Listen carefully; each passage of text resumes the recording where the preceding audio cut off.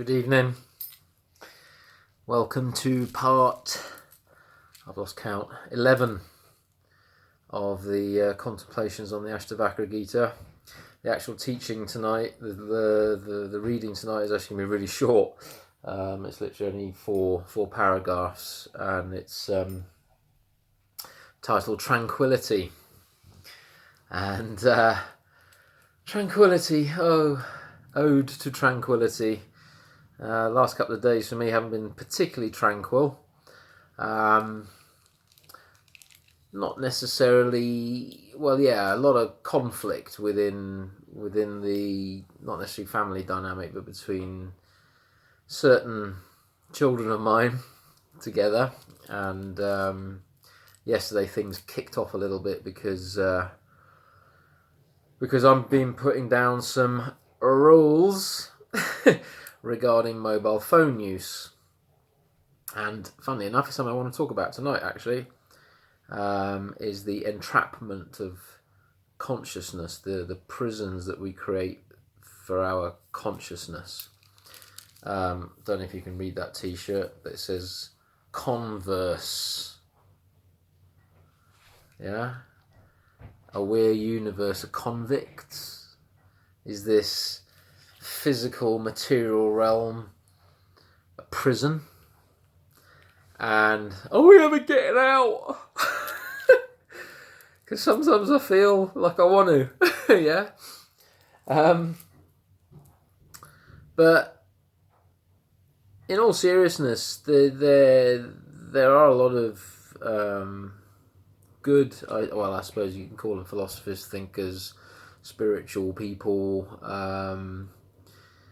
In fact, why do I call them spiritual? Everyone's spiritual, you know. I'm no more spiritual than the cabinet that this mobile phone's on, or the sofa that I'm sitting on at the moment. You know, we're all made of the same stuff. So try not to use the word spiritual, because I think there's some arrogance in that.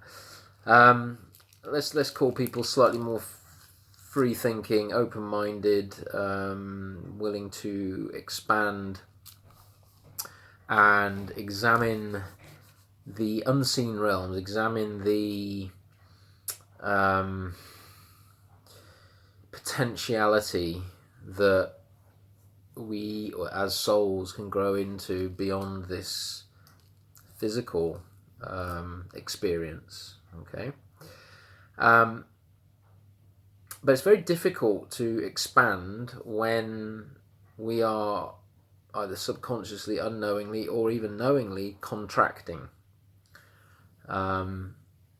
Like any system of growth, there is always a period of contraction, yeah, and then expansion, contraction, expansion, contraction, expansion. Cycles, seasons, even universes expand and then contract. So they say. But I'm talking more about the expansion and contraction of our consciousness. And again, not wanting to kind of create crazy stories or fantasies, but I do have a genuine, deep-seated concern that we have reached a point in our evolution, if you want to call it that, be it our physical, mental, emotional, and spiritual evolution, and also our technological evolution, where we're at, I feel, a crossroads, or rather, the path is split into two directions. And I feel if we take one direction,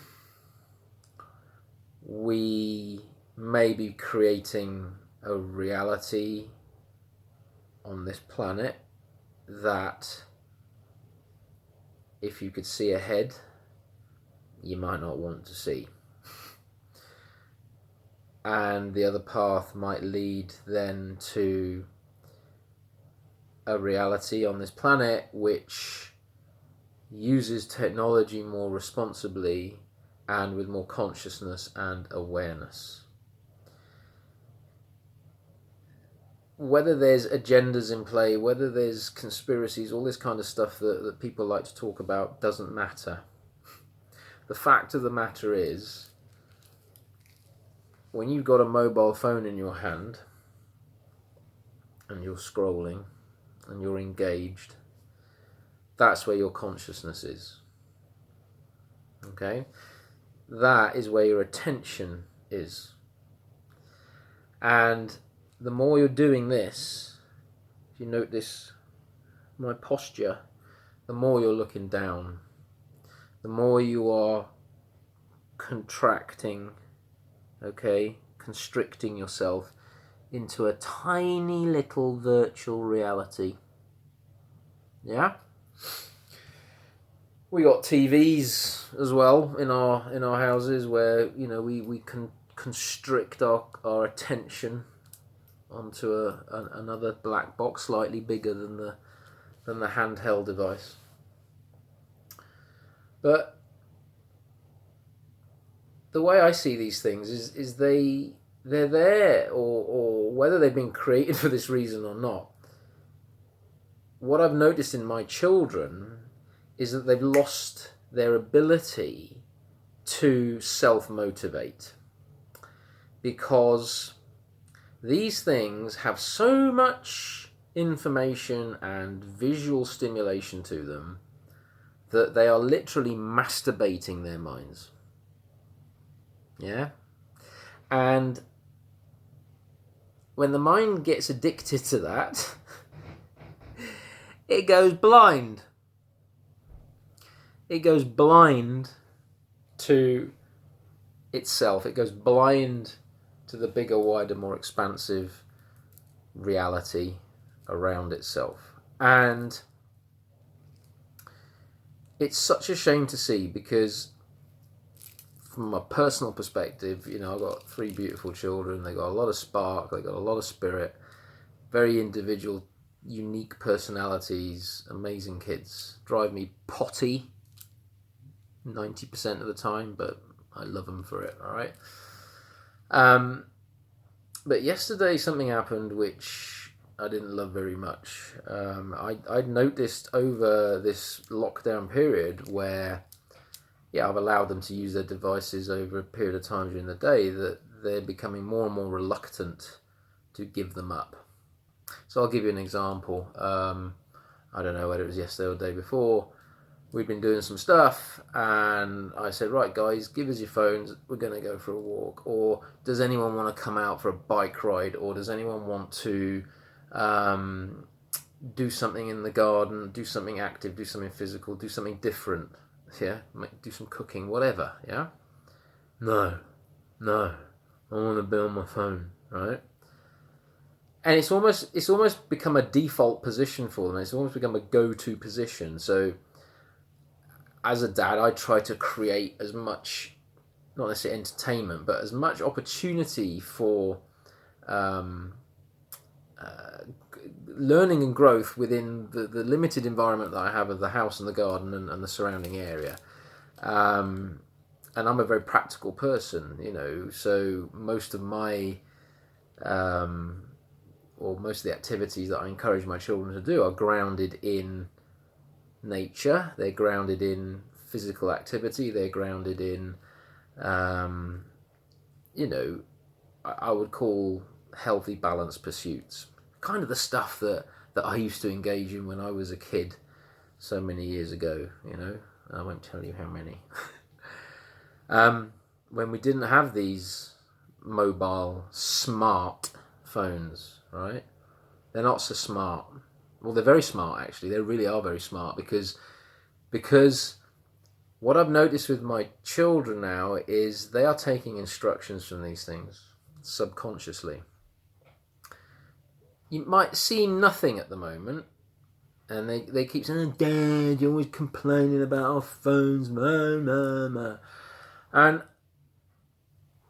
I was talking to my daughter. She likes running occasionally, my eldest daughter. She said, oh, I've got this great app on my phone, Dad, and the phone tells me how fast I need to run. The phone tells me that there's zombies chasing me on this app, and, you know, when the zombies are coming after me, I've got to run faster, and when they disappear, I've got to run slower. And I think, okay, you know, Sounds like fun. You enjoy doing it. But being the I suppose overthinker that I am, I'm thinking, okay, so there's this great game on the phone that gets her running, gets her enjoying her run a little bit more, but it's also getting her used to being plugged in.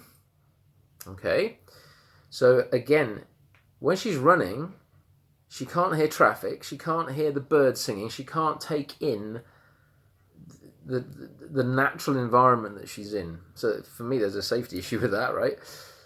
But she's being spoken to by or through this device.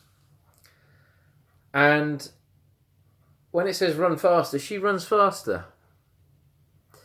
So now we have a machine that's captured your attention to the point that you are following its instructions. Right? Now, I've spoken about this in either the previous teaching or the one before that it takes 30 days to build a habit. It takes 30 days to subconsciously, or rather to essentially build a pattern in your subconscious mind. Okay, it doesn't take long to get used to doing something. And when I look around, we're so reliant on these machines now to live what we would class as a normal life, that when these machines are taken away, like I did with my kids yesterday, they just don't know what to do. It's become like a fourth limb, fifth limb. It's part of their appendage now, and I'm if there's anything to fear, I don't fear this virus. I don't fear all this fucking nonsense that's going on at the moment. This is what I fear is the acceleration of this technology that is at some level hypnotizing us. It's hypnotizing our attention. I mean, you can look at how our consciousness has been trapped over eons and eons and eons of experience. From the point where we left the Garden of Eden, and let's not go into some of the more esoteric reasons for leaving the Garden of Eden, the Gnostic teachings. There's lots and lots and lots of metaphorical truth to the metaphysics of what I'm speaking about. But let's just say, for example, that we were living in perfect harmony, perfect freedom, perfect bliss, and something captured our attention. We were tempted to constrict a little bit and fall a little bit and constrict a bit more and constrict and get involved into these. The phone's gone blurry. Do I sit back? Do I sit forward? Hello? That's better. And as if by magic, it's gone clear again. Constricting ourselves into these layers of illusion, if you want to call it that, or virtual realities, okay? And we're at a physical level now, so consciousness is experiencing through this body, right, with the five senses, with depending on how activated your sixth sense is, your third eye is, through sometimes the sixth sense as well, and that's all well and good, but it's quite a limited perspective, right? It's a very limited reality, when you look at the total light spectrum in this universe. We're only operating a fingernail's width of the whole thing. It's nothing really. So by constricting your attention even further onto a hypnotic device like a mobile phone, it's almost like we're going down another level. We're kind of falling into another level of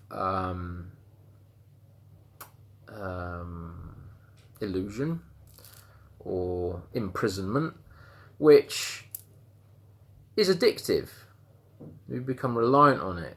We feel secure within it, and it's just another layer to have to overcome to step back from all of this stuff. The danger I see in basically allowing our children to run amok with these things, to allow them to be on these devices as long as they want without any control or restriction, is that it becomes so entrenched in their psyche that it actually becomes part of their psyche. And that's a big leap. We've talked a lot about, there's certain, films out there that portray quite horrific futures for us when we're merged with machines and AI is controlling everything and all this kind of stuff is happening. And you know what? I can actually see that happening the way we're going at the moment. I really can. I can see us being so hypnotized by this bloody stuff, which actually doesn't add a huge amount of value to our lives, really. In fact, it takes us away from our more natural connections. Yes, there are advantages. I'm not saying there aren't, but we have to balance the advantages and disadvantages more. We have to become much more aware of how we're using the technology and how our mental health is becoming so reliant on this technology, but also how it's affecting the mental health in detrimental ways. But as we trap and fall or allow the consciousness to become further engaged in these things, it's more difficult to wake up because it dumbs you down.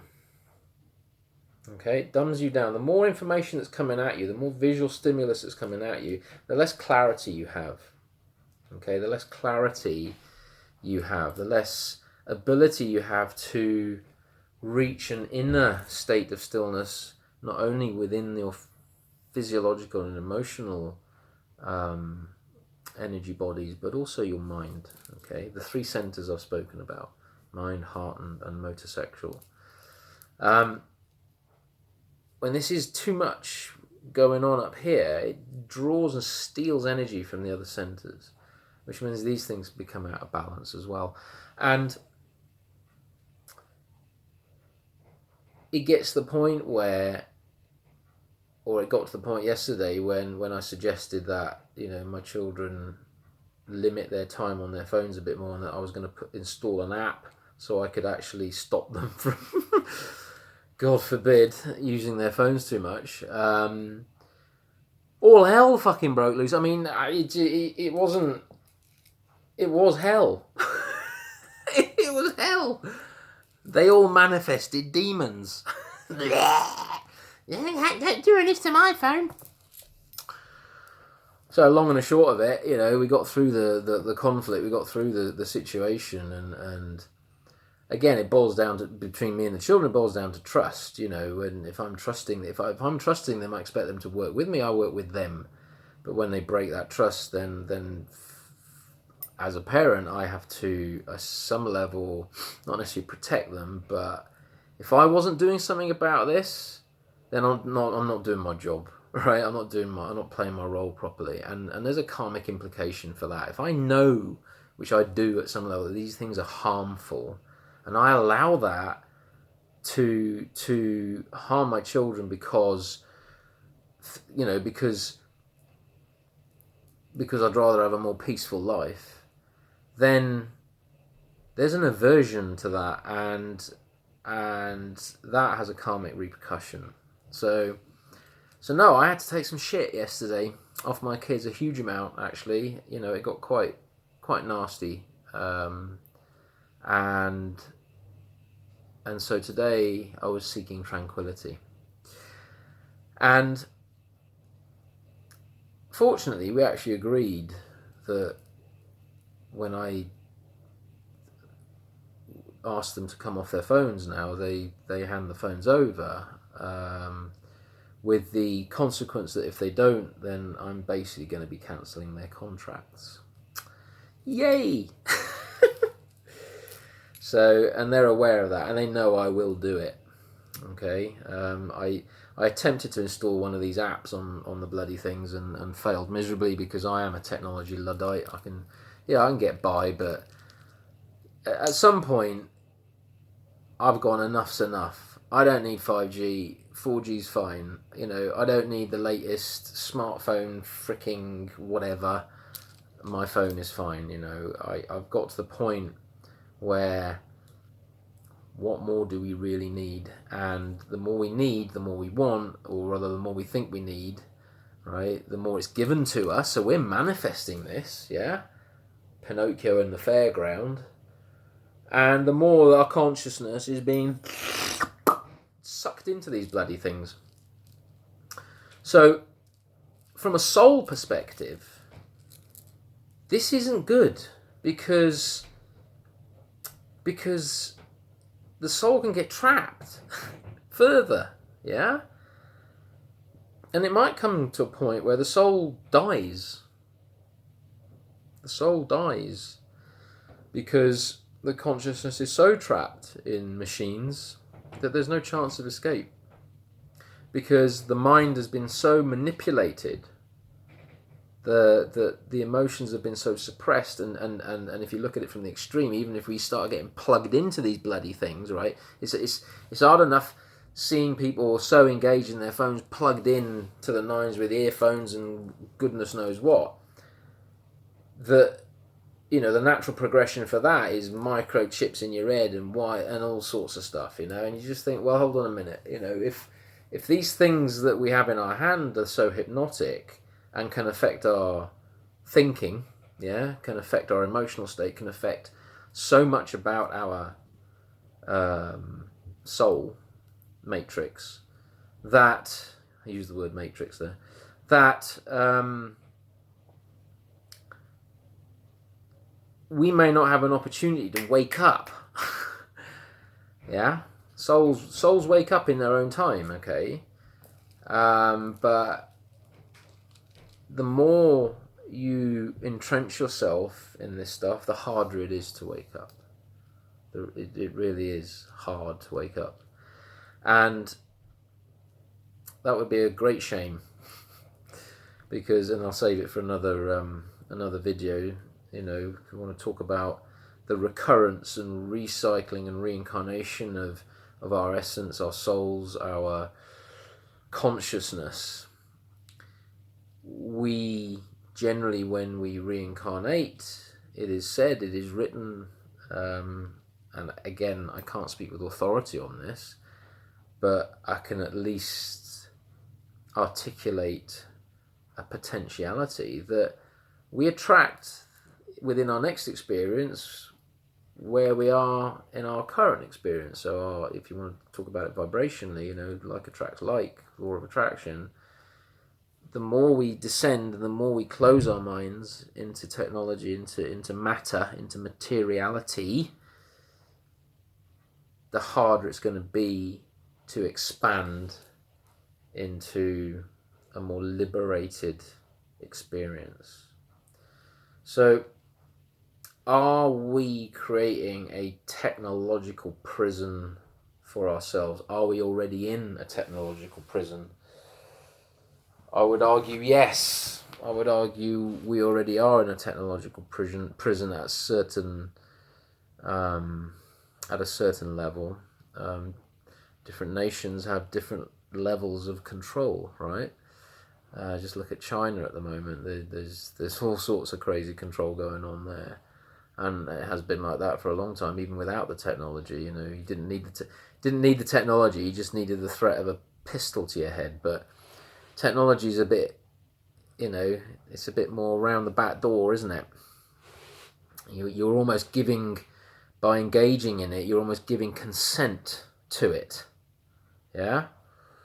So by giving consent to something, by contracting into something, the perpetrators or the inventors or the, looking at this karmically, the karmic, the karmic debt, let's call it, of the individuals and corporations and companies that produce these things is less, because they're just giving you what you want, right?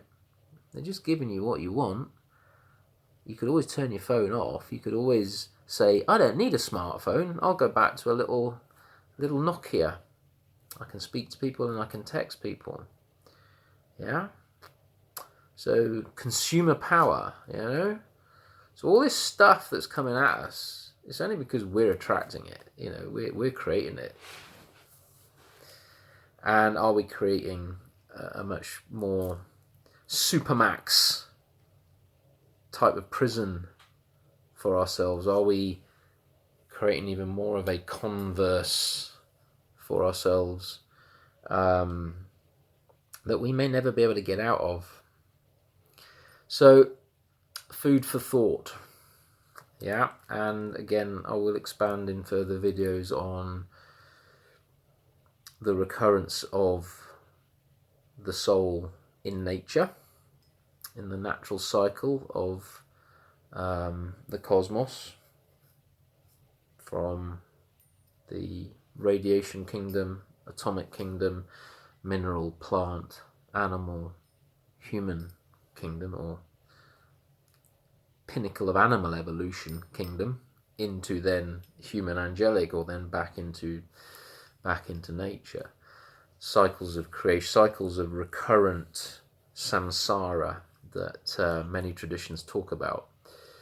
And obviously how our choices within these cycles of existence and cycles of experience will then determine whether we are rising or falling, up or down Jacob's ladder. Yeah. So I'm not against technology. I suppose I'm becoming more and more and more wary of how it's being used, and how, like anything, even though the intentions might have been completely altruistic inventing all this stuff, it's the old saying, you know, the road to hell is paved with good intentions, because any good intention can also be used for evil purposes or ignorant purposes. That's just the law, right? That's the law of duality. Yeah, you can use a knife to chop up your food, or you can use it to stab someone. Yeah, I mean, the list goes on. But again, with this technology, to me, it feels like we are ignorant to its dangers, and needs more awareness and attention. It's not about control; it's about education. It's about being honest about it. It's not about listening to what's coming out of these mobile phone companies or telecoms companies or computer companies about, oh, this is safe, that's fantastic, oh, this is all great. It's about actually looking at the impartial, independent studies on these things, which have no monetary agenda to them. Because anywhere that money is involved, you're guaranteed not to be told the truth, because someone's pockets need to be lined. Yeah, snake oil salesmen, bloody lot of them, right? And I can smell them a mile off. So, yeah, be aware of where your consciousness is being constricted by these things, and yeah, set your own parental controls as well. If you're a parent, lead by example. Yeah, turn your freaking phone off and put it in a drawer for a good part of your day. That's what I'm starting to do more and more now. It's very difficult when we're locked away, because it's almost like the window out at the moment. You know, you can look out your window, but you really want to know what's going on around the world, and then the easiest way to do that is through this. But then how do you know what information's... It's not so much what information's coming out, it's how much time are you spending on this thing? How much of your life are you giving to the machine? Yeah, and I'm sure you're looking at this probably on your machine. All right, but that's the only way I'm going to be able to get to say what I need to say to you, or what I feel I need to say to you. You don't have to. Again, you don't have to listen, and you don't have to agree. So if you'd rather have a break, turn it off. I'll fully support it. All right. No doubt I'll pop up somewhere else. Maybe. So the teaching tonight is tranquility. And yeah, we all need a bit of that at times in our life. And Janaka said, though appearing asleep like other men, one whose interest in the world is exhausted, whose mind has been emptied, who thinks only by inadvertence, is in reality awake. When desire has melted, how can there be wealth or friends, or the seduction of senses? Of what use is scripture and knowledge? I've realized the supreme self, awareness, one. I am indifferent to bondage and freedom. I have no need of liberation. The inner condition of one who is devoid of doubt, yet moves among creatures of illusion, can only be known by those like him. Really short one tonight, even though I've babbled along, right? So, where's your consciousness? Are you trapping your consciousness? Are you creating more samskaras for yourself within these machines? Do you become a machine man or woman? Do you become so addicted and attached to these devices that they slowly eat away at your soul and your psyche and then take over your life and start to instruct you? I'm certainly never going to take any instruction from a machine. Okay? So yeah, be aware. See you next time.